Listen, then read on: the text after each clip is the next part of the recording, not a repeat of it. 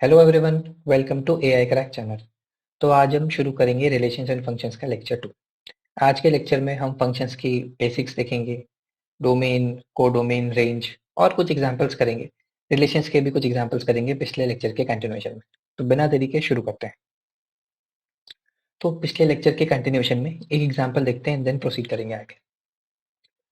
Are एक हमको relation दिया हुआ है X Y and where property is X is divisible by Y. What type of relation is this?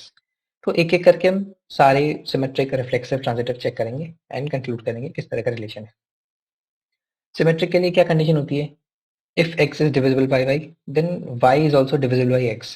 तो अगर हमारा x डिविजिबल बाय y है तो हमारा y डिविजिबल बाय x होना चाहिए। तो एक एग्जांपल अगर लें, लेट्स से 2 एंड 1 है, तो 2 is divisible bye 1 but opposite is not true. हमारा परफेक्ट डिवीजन नहीं होगा, फ्रैक्शन आ जाएगा बट परफेक्ट डिवीजन नहीं होगा, सो सिमेट्रिक तो नहीं है। अगर हम रिफ्लेक्सिव की बात करें तो रिफ्लेक्सिव का केस होता है if x is divisible by y then x is also divisible by x which is true. मतलब x तो x से डिविजिबल होगा ही होगा, तो हमारा रिफ्लेक्सिव तो होगा ही होगा। अगर हम अब ट्रांजिटिव की बात करें तो लेट्स से इसमें हमारा कंटिन्यूएशन वाला केस बनेगा, x is divisible by y is divisible by z, then हमको कंक्लूजन चाहिए x is also divisible by z। तो एग्जाम्पल से देख लेंगे। लेट्स से हम 8 की बात करें तो 8 हमारा 4 से डिविजिबल है, 4 हमारा 2 से डिविजिबल है, देन डेफिनेटली 8 हमारा 2 से भी डिविजिबल होने वाला है। अगर आप इसको वेरिएबल के टर्म्स में भी करके करोगे, लेट्स से x हमारा 4 है, x इक्वल्स टू हमारा 4a है, y इक्वल्स टू 2a है, या कोई भी और मल्टीपल मल्टीपल ले लो, जरूरी नहीं इवन नंबर होना चाहिए, कोई भी मल्टीपल ले लो, तो उससे भी आप कंक्लूड करोगे कि this relation is a transitive relation. अब क्योंकि सिमेट्रिक नहीं है देन इक्विवेलेंस तो हो नहीं सकता, उसके लिए तीनों कंडीशन सेटिस्फाई होनी चाहिए, reflexive, symmetric, transitive, then only हम कंक्लूड कर सकते हैं कि इक्विवेलेंस होगा। क्लियर है? तो अभी आगे चलते हैं। एक रिलेशन के केस में डोमेन, कोडोमेन, रेंज क्या होता है ये एक बार डिस्कस कर लेते हैं। तो ये हमारे दो सेट्स हैं ए एंड बी, और हमको एक रिलेशन गिवन है D1 B2 C2। तो एरो डायग्राम बना लेते हैं एक बार, पेन का कलर चेंज कर लेता हूँ।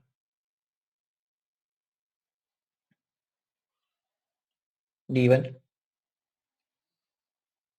B2 and C2।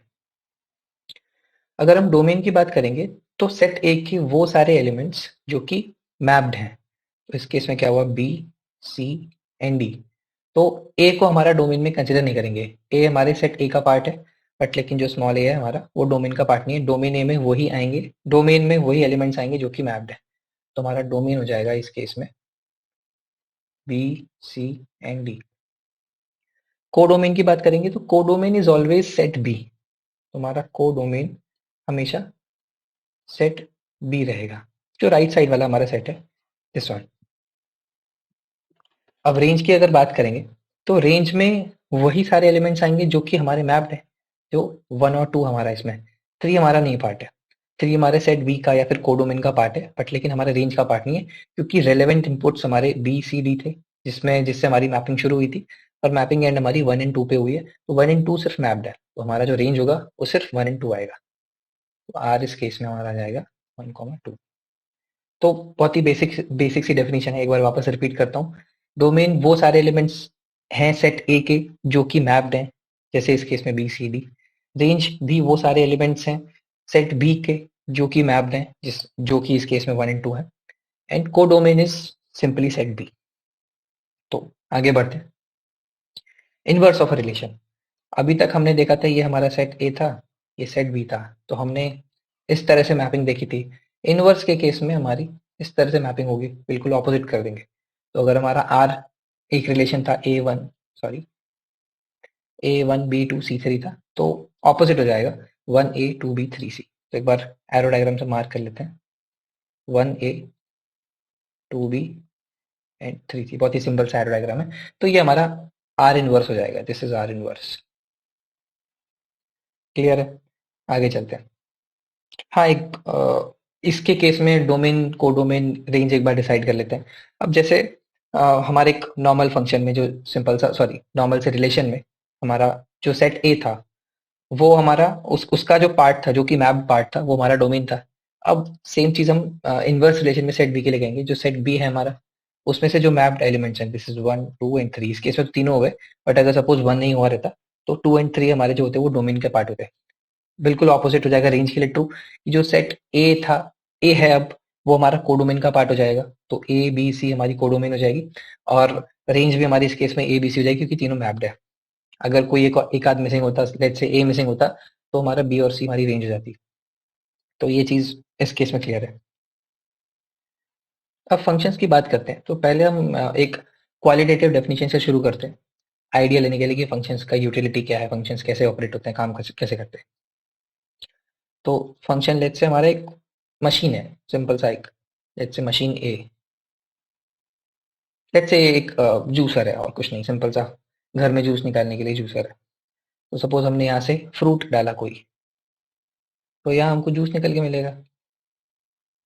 बट अगर हम यहाँ पे लेट्स से स्टोन डाल देंगे, तो हमको कुछ नहीं मिलेगा, या फिर मे बी मशीन हमारी ब्रेक कर जाएगी।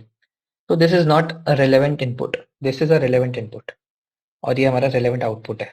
तो जो भी हमारे रेलेवेंट इनपुट है, तो क्वालिटेटिव टर्म्स में जो भी हमारे रेलेवेंट इनपुट है वही हमारा डोमेन है फंक्शन के केस में। तो इस केस में ये डोमेन का पार्ट नहीं है, बट एंड जो जूस हमारा निकला है, जो कि रेलेवेंट आउटपुट है, वो हमारा हो जाएगा रेंज। ये क्वालिटेटिव डेफिनेशन एकदम क्लियर है कि हमारा जो इनपुट है, रेलेवेंट इनपुट है, हमारा एक फंक्शन था जो कि मशीन या जूसर था, और उससे हमारे एक रेलेवेंट आउटपुट जो कि जूस निकल के आया। तो ये तीनों का डेफिनेशन हमको मोटा मोटा क्वालिटेटिव टर्म्स में क्लियर है। अब इसका थोड़ा मैथमेटिकल वर्जन हम आगे देखते हैं। तो मैथमेटिकल वर्जन से अगर एक रिलेशन है, उसको हमको फंक्शन में कन्वर्ट करना है, या फिर हमारा कौन सा रिलेशन फंक्शन होगा, तो उस केस में हमारे पास कंडीशंस रहेंगी। तो ये हमारा सेट है, ये सेट बी है। तो every single element of set A should be mapped, मतलब तीनों के तीनों मैपिंग होनी चाहिए। हमने रिलेशन देखा था कि एक आध मिसिंग हो सकता है, बट लेकिन इन केस ऑफ अ फंक्शन, तीनों, मतलब नॉट तीनों, सारे के सारे जितने भी एलिमेंट्स हैं ए सेट में, वो सारे के सारे मैप्ड होने चाहिए। एंड सेट बी की अगर बात करेंगे तो वहां पे चलता है, वहां पे एक मिसिंग हो गया तो भी चलेगा। सपोज इस तरह की मैपिंग हो गई, तो दैट विल ऑल्सो वर्क। सी 3 अकेला रह जाएगा, चलेगा।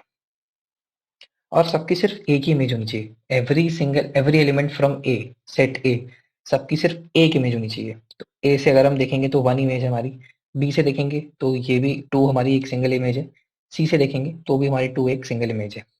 यूनिक होना हो चलेगा, बट लेकिन सिंगल होनी चाहिए। तो ये था हमारा मैथमेटिकल डेफिनेशन फंक्शंस का। अब थोड़े एग्जांपल्स देखें, तो लेट्स से अगर इस तरह की बात करें, इस तरह का हमारा एक एरो डायग्राम, तो क्या ये हमारा जो एरो डायग्राम बना है, ये एक फंक्शन को रिप्रेजेंट करता है क्या? तो इस केस में हमारे दो रीजन से रिप्रेजेंट नहीं करेगा फंक्शन। एक तो हमारा एक जो सी एलिमेंट है उसकी कोई मैपिंग नहीं हुई है, और दूसरा जो हमारा ए एलिमेंट है उसकी दो इमेजेस बनी, which does not comes under the definition of function. कि किसी भी एक एलिमेंट सेट ए में से किसी एक एलिमेंट की दो इमेजेस नहीं हो सकती सेट बी में। तो that's why for these two reasons this arrow diagram does not represent a function. अब फंक्शंस में हम डोमेन की बात कर लेते हैं। Domain, range, codomain. हमारा ये सेट ए है, ये सेट बी। तो हमने फंक्शंस की डेफिनेशन में पढ़ा कि हमारे सेट ए के जो भी एलिमेंट्स थे वो सारे के सारे मैप्ड होने चाहिए। ए बी सी इस केस में तीनों की तीनों मैप्ड होने चाहिए। हमारी डोमेन क्या थी? जो भी मैप्ड होंगे, जैसे ये तीन हमारे मैप्ड है, हमारी डोमेन की डेफिनेशन रिलेशन में थी कि जो भी मैप्ड होंगे वही हमारे डोमेन में आएंगे। तो अब इस केस में तो तीनों ही मैप्ड होने चाहिए, तो हमारा जो सेट ए होगा वही हमारा डोमेन हो जाएगा। In case of a function set A is domain, तो domain is set set A. Codomain हमारा सेम रहेगा, कोडोमेन जो हमारा रहेगा वो सेट भी रहेगा, सेम डेफिनेशन है, कोई ज्यादा चेंज नहीं है। रेंज की बात करेंगे तो रेंज भी वैसा ही डेफिनेशन है। सपोज मेरी इस तरह से मैपिंग है, 3 हमारा अलग रह गया, तो हमारी 1 और 2 की मैपिंग हुई, तो 1 और 2 हमारा रेंज का पार्ट हो जाएगा। इस केस में रेंज हो जाएगा हमारा 1, 2। 3 नहीं आएगा क्योंकि वो रिलेवेंट आउटपुट नहीं है। तो आज के लेक्चर में हम इतना ही देखेंगे, बेसिक डेफिनेशन हमने देख लिए। एंड नेक्स्ट लेक्चर में हम थोड़े एग्जांपल्स देखेंगे, टाइप्स ऑफ फंक्शंस देखेंगे। तो नेक्स्ट लेक्चर में मिलते हैं। Thanks for watching.